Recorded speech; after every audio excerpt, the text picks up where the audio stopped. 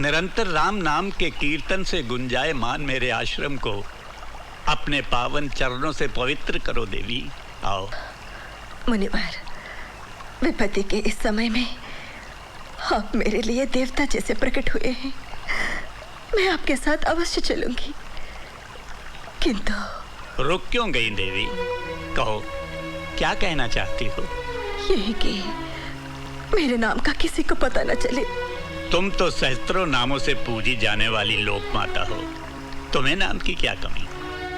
लोक पावनी के नाम से मेरे आश्रम में रहना। आओ देवी, आओ। गुरुदेव आ गए। हाँ, आ गए। प्रणाम गुरुदेव। प्रणाम गुरुदेव। सरस्वती। जी गुरुदेव। विद्या। जी गुरुदेव। ये लोक पावनी देवी हैं। इनके पदार्पण से हमारा आश्रम धन्य हो गया। अब ये यहीं रहेंगी। तुम सब इनकी सेवा के लिए सदा तत्पर रहोगी। जी गुरुदेव। ले जाओ इन्हें। अच्छा गुरुदेव। जाओ बेटी।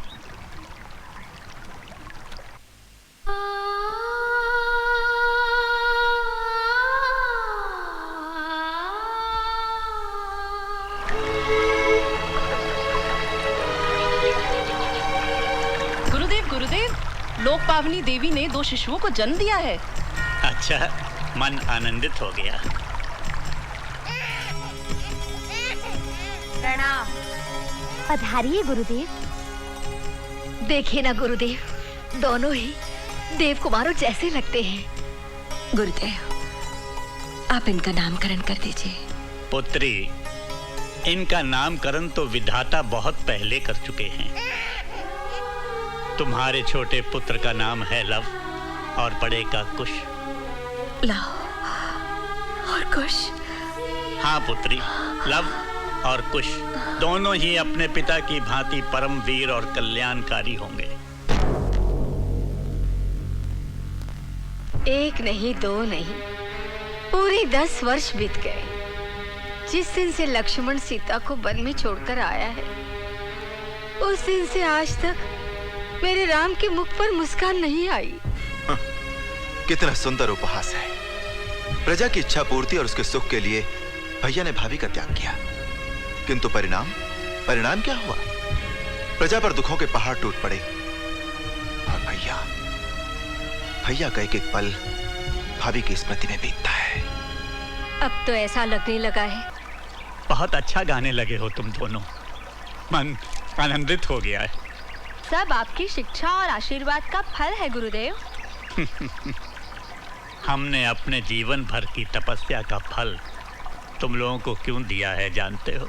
हाँ, प्रभु श्री राम की भक्ति से हमें पुण्य मिलेगा और हमारा जीवन सफल होगा। हाँ, जाओ, तुम्हारी माता प्रतीक्षा कर रही है। प्रणाम। माँ, माँ।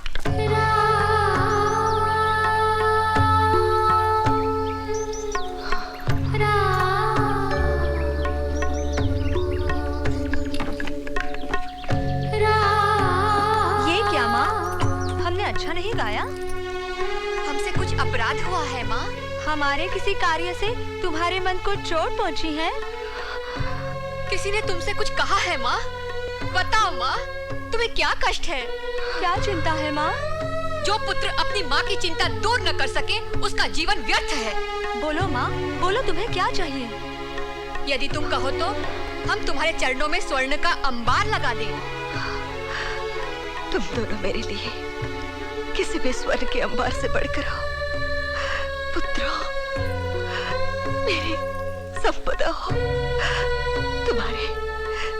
तुम्हारे अतिरिक्त मुझे कुछ भी नहीं चाहिए। तो फिर तुम रो क्यों रही हो माँ?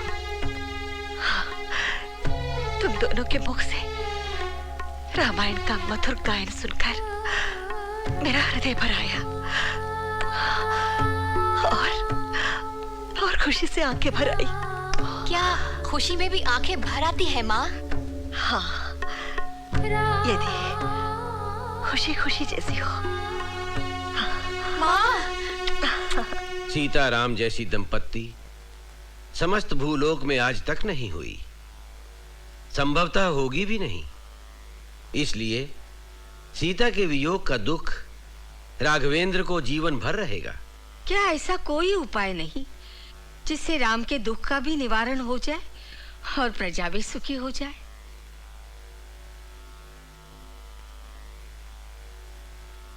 एक उपाय है। कौन सा मुनिवर? अश्वमेध यज्ञ। इससे राघवेंद्र का दुख तो दूर होगा ही, उन्हें यश भी प्राप्त होगा और प्रजा के सिर पर मंडराते संकट के बादल भी छट जाएंगे। किंतु गुरुवर, क्या भैया इसके लिए तैयार होंगे? अवश्य होंगे। श्री राम की प्रजा बहुत दुखी है। मेरी प्रजा दुखी हो गई? हाँ राघव, और ऐसे अवसर पर प्रजा की सुख शांति के लिए हमारे पूर्वजों ने अश्वमेध यज्ञ की परंपरा डाली है।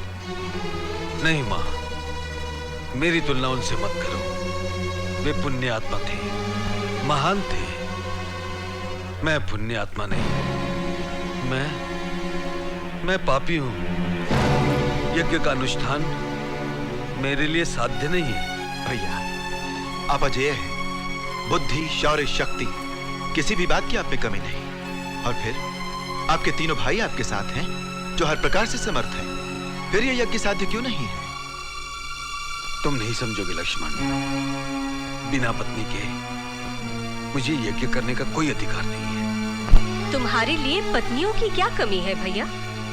तुमसे विवाह करने के लिए अनगिनत राजकुमारियां पड़ी हैं। शांता दीदी, अपने भैया को भली भांति जानते हुए भी आज तुमने इतनी बड़ी बात कह दी। बुरा ना मानना भैया, यदि तुम यज्ञ नहीं करोगे तो प्रजा के दुख कैसे दूर होंगे? तुम्हें दूसरा विवाह करना ही होगा। दीदी, सूर्य पूर्व की अपेक्षा पश्चिम से निकल सकता है, चंद्रमा अपनी शीतलता बरसाना छोड़ सकता है, लेकिन तुम्हारा भैया राम, आप सबका प्रिय राम, अपना एक पत्नी व्रत कभी भंग नहीं कर सकता।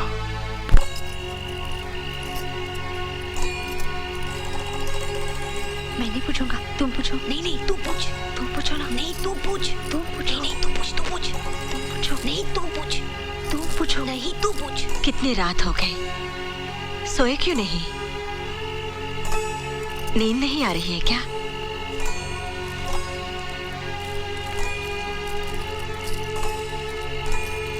हाँ माँ, नींद नहीं आ रही है।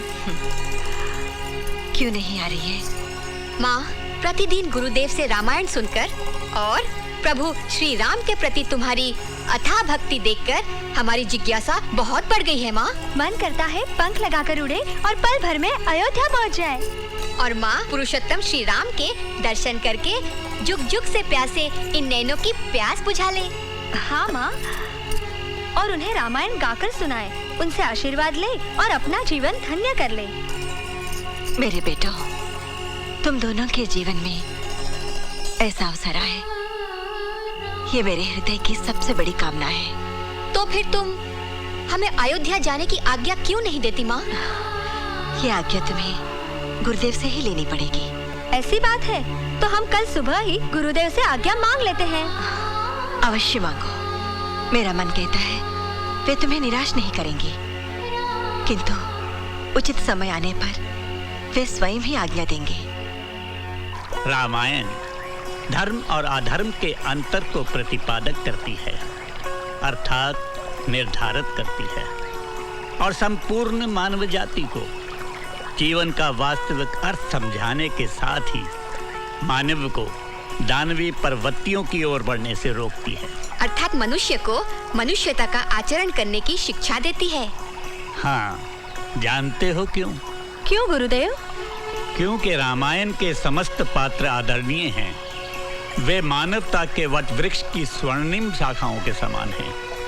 इसलिए रामायण मानवता के लिए शिक्षाप्रद और कल्याणकारी है। जब तक संसार में धरती, आकाश, चांद और सूरज रहेंगे, तब तक रामायण भी तेजों में बनी रहेगी। तुम दोनों अयोध्या जा रहे हो। हमें विश्वास है कि तुम अपने मधुर स्वरों में रामायण को गा गा कर जन जन तक पहुंचाओगे। हम आपके आदेश का पालन करेंगे गुरुदेव। हम जानते हैं ये दिव्यास्त्र है। जैसे तुम रामायण के गायन में पारंगत हो, वैसे ही अस्त्रों और शस्त्रों के प्रयोग में भी। फिर ये दिव्यास्त्र क्यों गुरुदेव? तुम्हारी सुरक्षा के लिए। तुम दोनों पहली बार तपोवन से बाहर जा रहे हो। ये अस्त्र शत्रु को मारता नहीं, केवल उसे सम्मोहित करके परास्त कर देता है। इसे हर समय अपने पास रखना। जी गुरुदेव। और हाँ पुत्रों, एक बात स्मरण रखना, इस अस्त्र का प्रयोग कमजोर और साधारण मनुष्यों पर नहीं करना। और हाँ, यदि वीरों से सामना हो जाए और बहुत ही अनिवार्य लगे तो इसका प्रयोग करने से नहीं चूकना। हम अवश्य ही आपकी आज्ञा का पालन करेंगे गुरुदेव। माँ, गुरुदेव ने अयोध्या जाने का आदेश दे दिया है। क्यों तुम प्रसन्न नहीं हो? क्या तुम्हें हमारा वहाँ जाना पसंद नहीं है? पसंद नहीं, ये बात नहीं है पुत्र। फिर तुम इस प्रकार उदास और चिंतित क्यों हो? केवल इसलिए कि तुम लोग सार्वजनिक गायकों की तरह वहाँ जा रही हो, रघुकुल के विशेष निमंत्रण पर नहीं। तो क्या हुआ? हम तुम जैसी वीर माता के पुत्र हैं, हमें भय किस बात का? माँ, ये नहीं समझना, हमें वीणा के सुरों पर केवल रामायण गाना ही आता है। समय आने पर हम अपने धनुष की टंकार से तीनों लोगों को हिला सकते हैं। यही तो है मेरी चिंता, यही है मेरी व्यथा।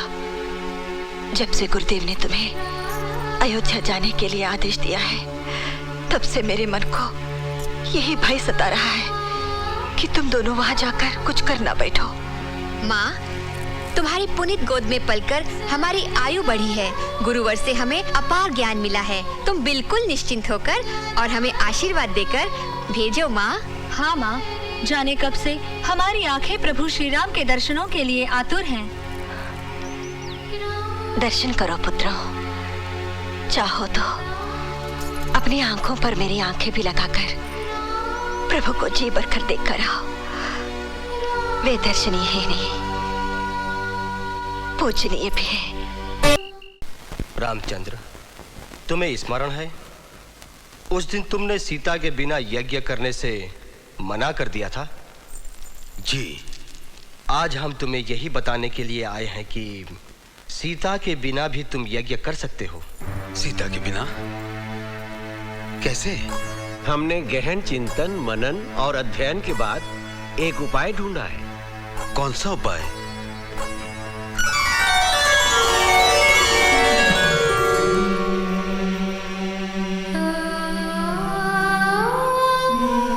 सीता की प्रतिमा। सीता की स्वर्ण प्रतिमा?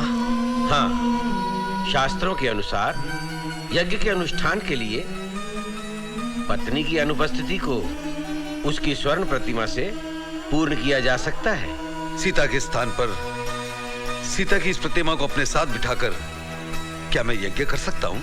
हाँ राघवेंद्र। गुरुदेव, आपने मुझे बहुत बड़े धर्म संकट से बचा लिया।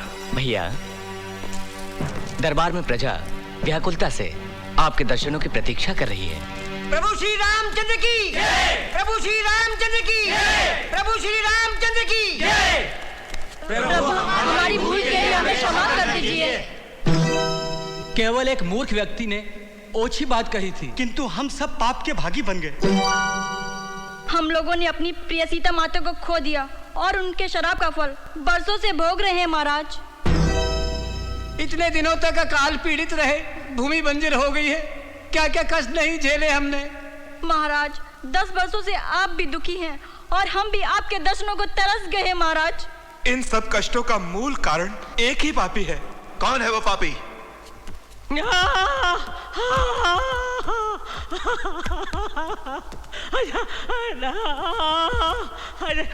महाराज, ये मेरा पति पचकौड़ी है। इसी ने ही परम पुनीता सीता मैया पर लालचन लगाया था, इसीलिए ईश्वर ने इसकी बाजा छीन ली। प्रभु, बरसों से ये अपने पाप का दंड भोग रहा है। प्रभु, बस करो पचकौड़ी, पछतावे के आंसुओं ने तुम्हारे सारे पाप धो दिए। सच है राघव, इनकी जैसे होनहार सपूतों को छोड़कर कोई भी मां नहीं रह सकती। पुत्रों, तुम्हारी गायन से हमें बहुत आनंद मिला। ये लो, तुम्हारा पुरस्कार।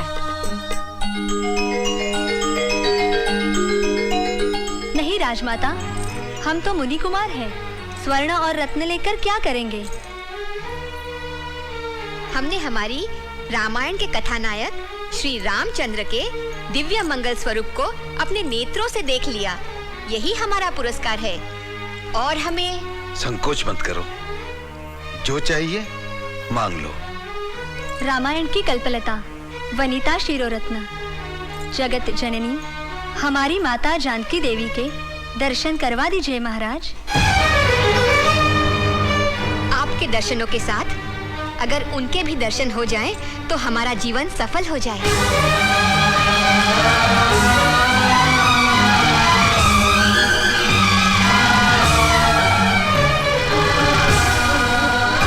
राजमाता, पुरुषोत्तम श्रीराम चले क्यों गए? वे अपना मुंह क्यों छुपा रहे हैं? बोलो सीता, बोलो, मैं उन बालकों को क्या उत्तर दूं? क्या उत्तर दूं? बोलिए ना राजमाता, आप मौन क्यों हैं?